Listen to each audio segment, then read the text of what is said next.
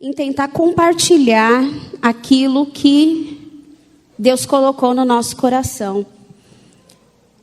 E eu espero e oro para que Deus realmente fale aos corações de vocês.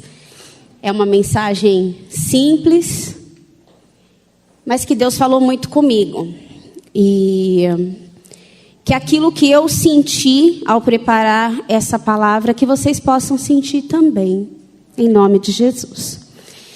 Então, eu tentei colocar um tema nessa mensagem, talvez não abranja tudo, mas eu coloquei como tema uma vida aos pés de Cristo. E eu gostaria que você abrisse a sua Bíblia em Atos capítulo 6. É uma leitura um pouco extensa, na verdade. Eu vou pensar alguns versículos na tentativa de não ficar tão extensa, mas mesmo assim a gente vai ler um pouquinho do capítulo 6 e um pouco do capítulo 7, tá? Então nós começamos com Atos 6, de 1 a 5. Amém? Naqueles dias, crescendo o número de discípulos, os judeus de fala grega, entre eles, queixaram-se dos judeus de fala hebraica, porque suas viúvas estavam sendo esquecidas na distribuição diária de alimento.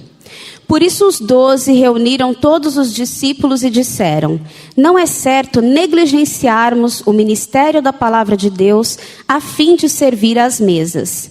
Irmãos, escolham entre vocês 7 homens de bom testemunho, cheios do espírito e de sabedoria.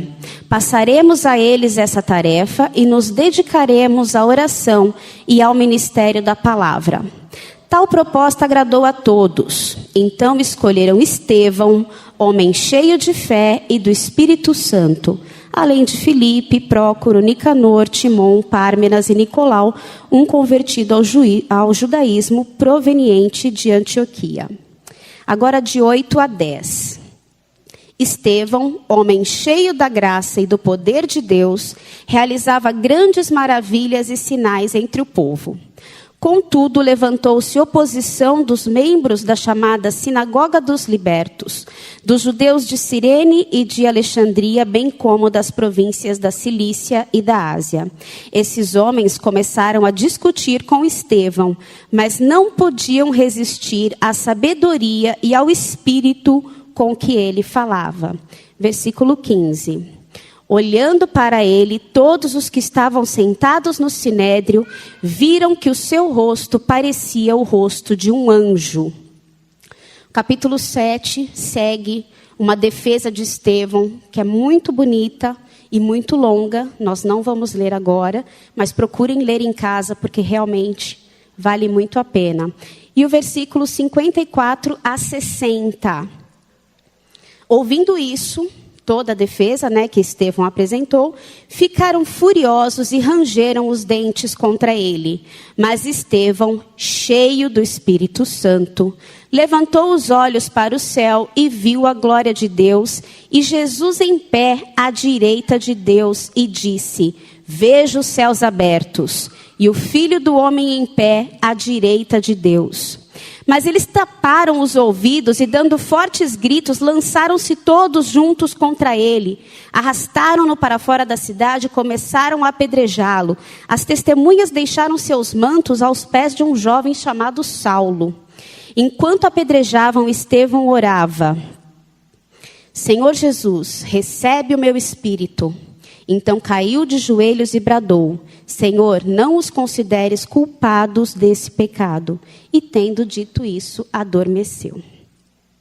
Como eu disse, uma leitura um tanto extensa. Eu estava em São Paulo, estava saindo do trem lá no Brás. Isso já faz um tempinho. E ao sair do trem, eu me recordei de uma canção, de um hino. E se o Bruno acha Pela Fé antigo, esse hino Não tem ninguém, talvez, aqui que se recorde. Talvez a Zéza, talvez, Regiane, talvez, e falta Marileia. Marileia, se você está me ouvindo, você é minha companheira de hinos antigos. E eu vou cantar para vocês, só para vocês entenderem um pouquinho desse hino. Ele é de 1985. Você nem era nascido, né, Davi? Não, então. E esse hino fala assim: eis que vejo os céus abertos, o esposo está chegando. Pode cantar junto. Rodeado por seus anjos, revestido de esplendor.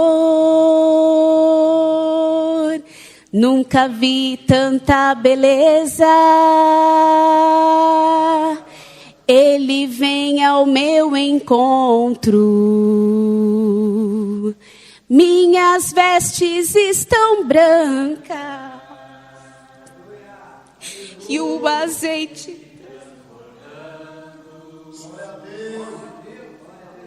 estou pronto para subir. Este mundo deixarei. Eu já tenho um novo corpo. Posso ver Jerusalém.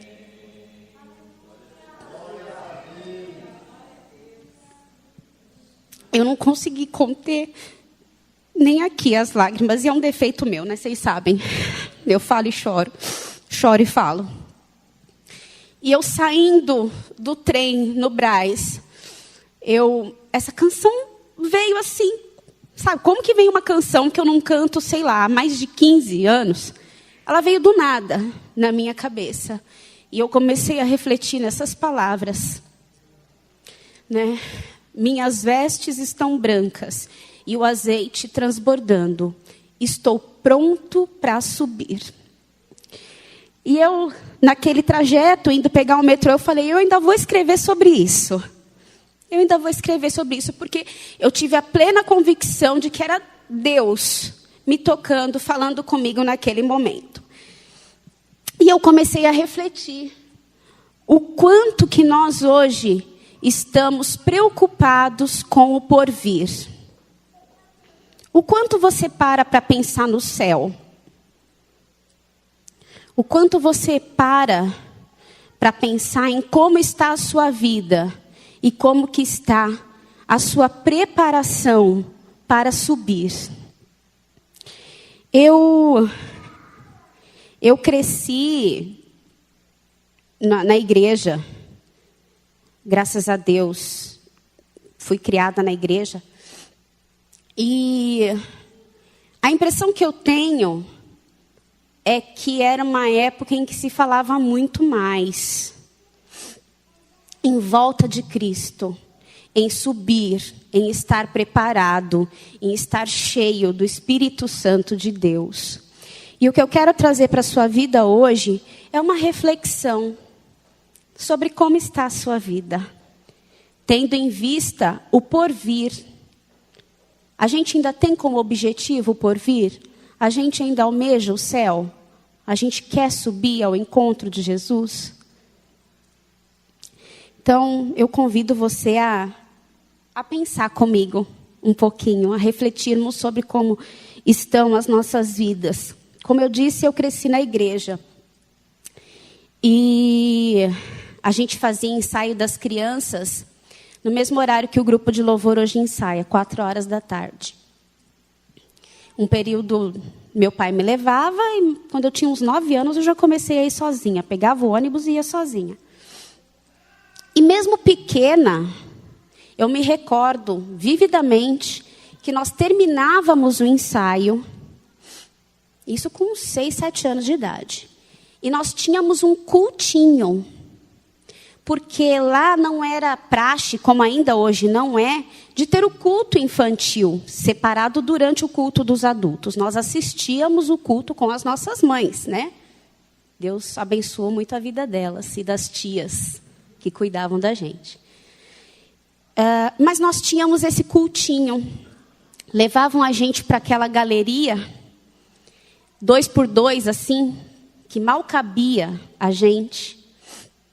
E fazia a gente orar. Com 6 anos, com 7 anos. Existia uma irmã chamada Irmã Miriam, que morava na Vila Sueli, era auxiliar lá. E eu me recordo muito dela, fazendo a gente orar e explicava um pouco da palavra de Deus. E a minha primeira experiência com o Espírito Santo veio por volta dos 7 anos de idade, 7 ou 8 anos de idade. Nós estávamos orando pela minha irmã. Minha irmã era muito doentinha, tinha crises de, não sei, eu sempre me confundo, faringite ou laringite, uma das duas. E ela estava numa dessas crises e meu pai me chamou para o quarto dele e falou assim: nós vamos orar pela sua irmã e você vai orar também. Eu tinha isso, uns 7, 8 anos, por aí. E a gente ajoelhou ali. E o que eu sabia dizer? Senhor, cura minha irmã. Senhor, cura minha irmã. Eu só ficava repetindo isso. Senhor, cura minha irmã. Senhor, cura minha irmã. Senhor, cura minha irmã. E ao final daquela oração eu estava chorando e alguma coisa estava acontecendo comigo que eu não entendia. E ali eu estava sendo batizada com o Espírito Santo. E a confirmação veio um tempinho depois, num culto de domingo. Ao final do culto, eu lembro de um culto muito simples. Não foi um grande culto de mover, de nada disso. Um culto simples. Fizeram uma oração, quem queria ser batizado com o Espírito Santo. E eu fui lá para frente.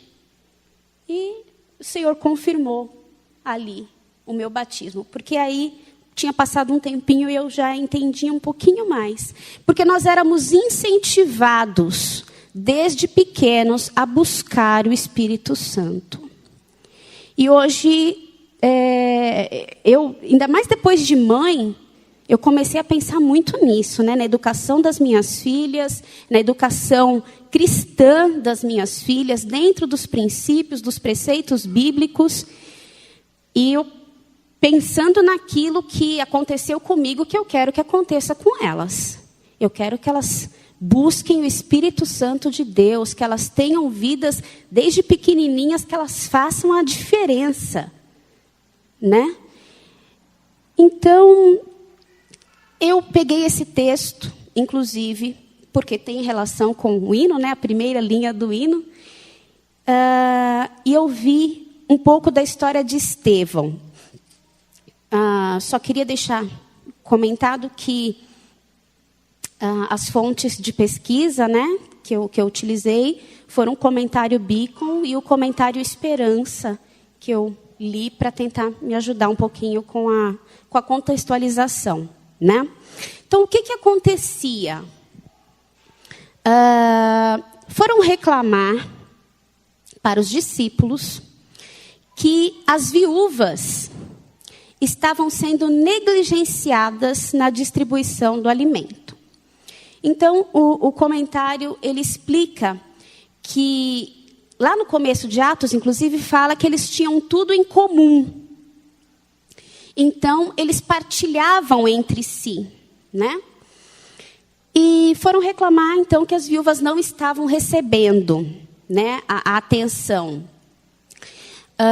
E os discípulos disseram que não era justo que eles negligenciassem o ministério da palavra,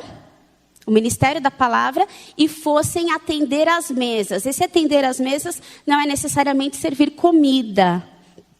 Pelo que estava explicando, significa administração do dinheiro, administração da parte financeira. Então, os discípulos disseram que não era justo, né, que eles deixassem a palavra de Deus, o ministério de pregar a palavra de Deus, para cuidar disso. Então, ele disse: separem 7 homens. E dentre esses homens estava Estevão. E você vai ver, algumas vezes eu tentei destacar aqui na leitura, que fala sobre Estevão. Estevão, homem cheio de fé e do Espírito Santo. Estevão, homem cheio da graça e do poder de Deus. Estevão era Vem você, vem aqui cuidar do dinheiro. Não. Deixa muito claro aqui. Estevão era um homem cheio do poder de Deus. Estevão realizava sinais. Por quê? Porque estava cheio do poder de Deus, estava cheio do Espírito Santo. Eu não consegui dissociar as duas coisas, vocês me perdoem se eu me perdi na explicação, mas eu comecei falando sobre o porvir, a vida futura, e eu não consigo dissociar a vida futura sem pensar numa vida presente cheia do Espírito Santo. Uma coisa está intrinsecamente ligada à outra. Eu acho que não dá para separar. Tá? Então, eu devia ter dito isso antes, vocês me perdoem. Então, Estevão realizava sinais. Aparentemente, esses sinais eram a expulsão dos demônios e a cura. Então, coisas que você só pode realmente fazer quando o Espírito Santo está agindo na sua vida, não é? Estevão tinha sabedoria para falar. A sua mensagem estava cheia do Espírito Santo.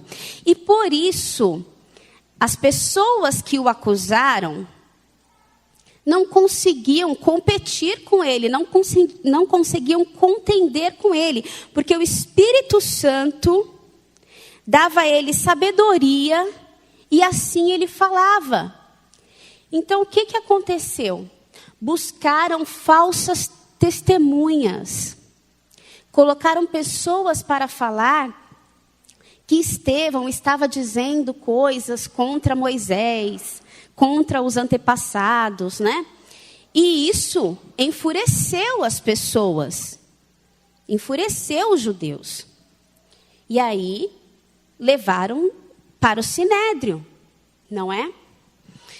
E quando o levaram preso ao Sinédrio, a Bíblia registra que olhavam para o rosto dele, e o rosto dele era como o rosto de um anjo. Não se via nele ira, não se via nele raiva. O rosto dele era como o rosto de um anjo. Isso significa que Estevão transbordava da presença de Deus. E quando as pessoas olham para nós, o que elas estão vendo? Quando olham para os nossos rostos, quando fitam os nossos olhos, o que as pessoas veem? Elas conseguem ver que você é um servo de Deus? Elas conseguem ver o Espírito Santo na sua vida? Elas conseguem ver o agir de Deus na sua vida? É algo assim que antigamente as pessoas falavam que se diferenciava os cristãos pelo modo como se vestiam, como se comportavam fisicamente, né? A aparência. E, na verdade, o que diferencia você são as suas atitudes, né? É como você se porta. Você ser cristão nominal. A gente está vivendo dias de um Brasil de cristãos nominais. A gente cresce avassaladoramente por cristãos nominais. Pessoas que acham muito interessante toda a teoria. Pessoas que vão atrás da bênção imediata. Muito hoje sobre bênção financeira. Uma cura, um emprego. E até fica frequentando ali porque é legal, né? Porque tá bom. E, olha, eu não bebo, eu não fumo, eu não mato. Então eu sou crente. É isso que faz de você um crente? ou o Espírito Santo tem tomado o controle da sua vida e você vive isso 24 horas. E eu orava hoje de tarde e eu pedi muito a Deus, porque essa palavra ela falou demais comigo.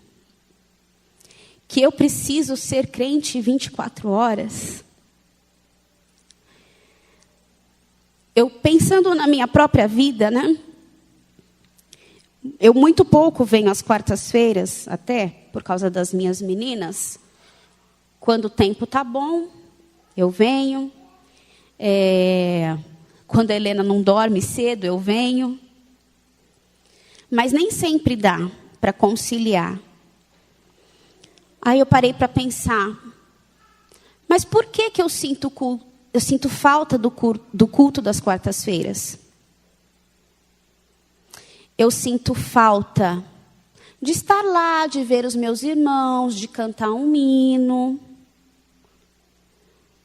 de ter essa comunhão, porque já é parte da minha rotina, ou eu sinto falta do abastecimento da palavra de Deus, que vai me ajudar a completar aquela semana, que vai realmente trazer algo de novo para a minha vida, para eu ficar refletindo até que chegue o domingo e eu novamente, coma e beba da palavra de Deus. Por que eu sinto falta? Por que as pessoas às vezes sentem falta? É só pelo encontro? De ver os rostos e cumprimentar e bater nas costas? Porque são meus amigos. Todos são meus amigos. O Espírito Santo, ele traz mudança de atitude, de caráter, de temperamento. Ele quebra a ansiedade. Ele nos confere a segurança total em Deus. E eu, novamente, pensando em mim, porque eu tenho uma falha grave de temperamento. Que eu sou uma pessoa muito nervosa. Muito, extremamente nervosa. E você não vai me ver explodindo, gritando. Eu explodo por dentro, que também não é bom. Mas eu vou assim de 0 a 100 rapidinho. É muito rápido. E eu comecei a refletir nas mudanças que o Espírito Santo precisa fazer na minha vida. Como o meu espírito, minha alma, precisa ser abrandada. Como eu preciso ter leveza, serenidade para me portar. Porque eu posso não explodir, mas muitas vezes está estampado no meu rosto a minha falta de satisfação com alguma coisa. E não é isso que eu quero deixar transparecer. Não mais, não quero. Eu quero agir de Deus na minha vida. Eu quero agir de Deus 24 horas. Eu quero um rosto que transmita isso. Que eu tenho paz, que eu tenho o Espírito de Deus, que eu não sou crente nominal, que eu sou serva, que o Espírito Santo habita em mim.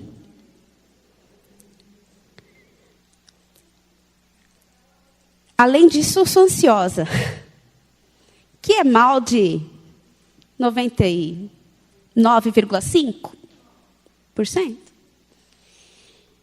E a melhor experiência que eu tive com o Espírito Santo de Deus na minha vida com relação à ansiedade foi na questão da Helena. Que muitos devem ter ouvido já o testemunho e que vão me escutar a parte dele de novo, porque eu não vou cansar de falar disso, nunca, na minha vida. Quando nós recebemos o resultado da ultrassonografia, que revelou que a Helena poderia ter algum tipo de problema, eu chorei, me desesperei. Era uma quarta-feira e eu disse, eu vou para a igreja. Minha mãe disse, não, fica aqui. Você está muito nervosa. eu vou para a igreja. Eu vim para a igreja, dobrei os meus joelhos e orei. E Deus mandou a palavra ao meu coração falando sobre gratidão. E naquele momento eu tomei a decisão de que eu não ia mais pensar. Não ia mais me desesperar, porque estava na mão de Deus. E eu falei, Senhor, está entregue. O Senhor sabe. O Senhor sabe o meu coração, o Senhor sabe o meu desejo. E a minha resposta veio dentro de 20 dias. Antes do que o médico falou, porque ele pediu retorno em 30. Com 20 dias eu passei mal. E eu fiz uma ultrassonografia de emergência. E o médico que me atendeu no Hospital Ribeirão era outro médico. Eu falei, doutor, verifica isso. Não tem nada na cabeça da sua filha. E dentro de 10 dias eu repeti o exame para provar. E não tinha nada. E eu vou falar que essa foi a única vez, viu? Mas aí a falha está em mim. Porque eu tomei a decisão de entregar. Eu tomei a decisão de confiar. E foi o Espírito Santo. Foi o Espírito Santo que me carregou durante aqueles dias. 20 dias no calendário de uma grávida é muita coisa. É muita coisa. Se você já é ansioso, você triplica a gravidez, a ansiedade de uma grávida. Triplica. E foi o agir do Espírito Santo de Deus na minha vida, na vida do Carlinhos. Ele fala que ele ficou também totalmente confiante. Que não havia de ser nada. E não foi. Todo mundo vê aí, ó. A arte dela, né? Então, só por Deus nós conseguimos. E eu convido a você a pensar sobre a sua vida, com relação às suas atitudes, com relação ao seu temperamento, com relação à sua fé, porque é pelo Espírito que você vai ser mudado. Se você tem alguma coisa que você sabe que precisa mudar, porque a gente sabe quais são os nossos defeitos. A gente se esconde, né? Mas todo mundo sabe quais os defeitos que tem. Então, eu convido você a pensar e a convidar mais o Espírito Santo para estar na sua vida. Eu estava lendo em um livro, não vou me recordar agora qual, eu acredito que é o De Volta à Cabana, que fala que o Espírito Santo é uma pessoa. Então, ele precisa ser convidado e bem-vindo na sua vida. Ele não é a coisa. Ele não é o ar. Entra, sai. Não. Ele é pessoa. Então, você tem que convidá-lo e dizer que ele é bem-vindo na sua vida. E se você não leu esse livro, se você já leu A Cabana, eu sugiro que você leia o comentário teológico que chama De Volta à Cabana, que é muito bom. Como eu disse, não dá para dissociar, pensar na vida futura, se você não tem uma vida cheia do Espírito. Aqui. Você tem que andar com o Espírito. E o versículo que provavelmente passa aí pela cabeça de vocês nesse momento é Gálatas 5:22, que são os frutos do Espírito.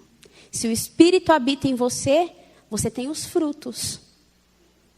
Todos se lembram dos frutos do Espírito? Conseguem recitar? Longanimidade, benignidade, bondade, fé, mansidão, temperança. O que faltou? E o amor. E o amor, né? Então, gente, é um mandamento. É um mandamento de Cristo. Em Efésios 5:18 diz: enchei-vos do Espírito. Enchei-vos do Espírito. Você tem que buscar. Se você sente algum tipo de afastamento, se você sente que você está aqui, mas você não está plenamente entregue, você precisa buscar o Espírito Santo de Deus na sua vida, para que haja transformação, para que haja realmente plenitude do agir de Deus em você. E eu gostaria que você lesse mais um trechinho comigo, em 1 Tessalonicenses 5:15. Se você quer saber um pouco mais sobre uma vida com Deus, uma vida para agradar a Deus, aqui a gente tem algumas instruções. 1 Tessalonicenses 5:15-24. Tenham cuidado para que ninguém retribua o mal com o mal, mas sejam sempre bondosos uns para com os outros e para com todos. Alegrem-se sempre, orem continuamente ou orai sem cessar. Deem graças em todas as circunstâncias, pois esta é a vontade de Deus para vocês em Cristo Jesus. Não apaguem o espírito, não tratem com desprezo as profecias, mas ponham à prova todas as coisas e fiquem com o que é bom. Afaste-se de toda forma de mal. Que o próprio Deus da paz o santifique inteiramente. Que todo o espírito, a alma e o corpo de vocês sejam preservados irrepreensíveis na vinda de nosso Senhor Jesus Cristo. Aquele que os chama é fiel e fará isso. Fala de santificação. Nós temos que buscar a santificação. Busque a paz e a santificação, sem a qual ninguém verá a Deus. Nós temos que realmente, a chave de tudo vai estar na oração.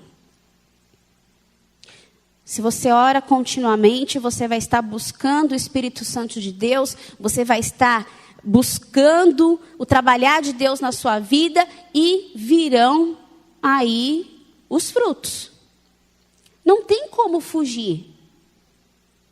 A não ser que você até ora, pede, mas bloqueia, né? A hora que Deus começa a trabalhar na sua vida, você fala, ai, desse jeito não. Eu não quero assim não. Não quero. Então, se você bloquear o que Deus tem para fazer na sua vida, aí, gente, realmente não. Porque nós temos o livre-arbítrio, né? Então, a gente pede a Deus, e aí, a gente tem que... A Priscila acabou de falar isso comigo ali, eu achei uma frase fantástica. Nós temos o livre-arbítrio. Mas quando nós estamos em Deus, a gente entrega o livre-arbítrio para Ele. Para que seja feita a vontade dEle. Eu achei essa frase fantástica. Fantástica. Excelente. Um outro versículo que fala sobre santificação, sobre Espírito Santo. Em todo tempo estejam alvos os teus vestidos, e nunca falte o óleo sobre a sua cabeça. Óleo, azeite, são simbolismos, né, do Espírito Santo nas Escrituras. Isso é Eclesiastes 9:8. Em todo tempo. Então, é o que eu falei sobre a gente ser realmente cristão 24 horas. É uma vida com Deus, é uma vida aos pés de Cristo. E a falta do azeite traz consequências. Todos se lembram da parábola das 10 virgens? Né? Já talvez tenha sido muito mais pregada, né? Mas a parábola das 10 virgens. 5 estavam preparadas, 5 não tinham azeite. Aí quando o esposo veio, dá do azeite de vocês. Olha, se a gente der para vocês, pode faltar para nós. Então vamos buscar. E elas saíram para buscar e veio o esposo. E elas bateram a porta e ele disse: não vos conheço. A palavra de Deus, em Tessalonicenses mesmo, diz que o dia do Senhor virá como um ladrão de noite. Recentemente, a gente teve na minha família uma experiência com um ladrão de noite. Um tio que, inclusive, eu não cheguei a conhecer, estava trabalhando à noite, em Contagem, e ele foi assassinado. O ladrão atirou nele e ele arrancou com o carro. Andou uns 800 metros e veio a falecer. E, como eu disse, eu já estava pensando nisso. E eu sou assim, quando tem alguma coisa na minha cabeça, já está mexendo no meu coração, eu não consegui pensar em outra coisa. Porque eu comecei a preparar essa mensagem e falei, não vai dar certo, eu não vou conseguir elaborar isso tudo, né? Mas eu não conseguia, porque isso estava muito profundo no meu coração. E esse fato realmente só veio complementar aqui o que eu tinha para falar. Ele faleceu aos 63 anos. Teve ensinamento na igreja. Ele morava num quartinho de fundo, ele era sozinho. E a pessoa que morava na casa da frente falou para minha mãe durante o velório. Falou, olha, nos últimos 2 dias, o seu cunhado só cantava hinos. Muito estranho, você nem sabia disso, eu não tinha te contado. Minha mãe contou recentemente. Ele só cantava hinos. E ainda mencionou para minha mãe os hinos que ele cantava. Tenhamos fé e esperança que Deus estava movendo algo no coração dele e que ele teve tempo de se arrepender e ser salvo. Porque às vezes você fala sobre o dia do Senhor e a vinda do Senhor e você só pensa em coletividade. Mas o dia do Senhor vem individualmente. E você nunca sabe quando vai ser. Vocês perdoem o tom, talvez, desse apelo final, mas é a realidade. E isso tem mexido muito comigo. É a hora de a gente ter uma vida cristã genuína. É a hora de nós pararmos de simplesmente falarmos que somos crentes, somos evangélicos, e começar a agirmos como tais. É hora de deixar que os frutos do Espírito realmente transbordem na sua vida e que as pessoas vejam um diferencial em você. Às vezes você não está particularmente evangelizando ninguém, mas a pessoa olha o brilho do rosto ali da Regiane e fala, tem alguma coisa com a Regiane? E eu quero ser como a Regiane, é disso que eu estou precisando. Regiane, me fala, por que você passa essa serenidade? Por que você passa essa paz? Por que você passa essa alegria constante? Parece que não tem tempo ruim com você. É porque eu tenho o Espírito Santo de Deus na minha vida. Porque Ele trabalha na minha vida. Porque Ele tem me sustentado todos os dias. Eu estou passando sim por problemas. Mas eu sei que Deus tem cuidado de mim. Eu sei que Deus vai prover na minha vida. E tudo é para a honra e glória do nome dEle. E aquilo que eu estou passando, eu não sei o resultado, mas está nas mãos de Deus. E Ele vai agir, Ele vai fazer. Que não sejamos surpreendidos. Que estejamos preparados e que nós possamos dizer como Estevão, que eu acho lindo. Eis que vejo os céus abertos. Jesus está à direita de Deus. Estava lá esperando o primeiro mártir, né? Registrado como o primeiro mártir da igreja. Que o Senhor possa falar melhor aos corações de vocês. Eu espero que eu tenha conseguido transmitir tudo aquilo que o Senhor falou comigo. Que Deus os abençoe e que Ele trabalhe melhor na vida de vocês essa mensagem, que vocês possam sentir, todos nós possamos sentir o desejo de melhorar, o desejo realmente de ter uma vida consagrada, para que o Senhor seja glorificado e para que o dia do Senhor não nos surpreenda. Amém?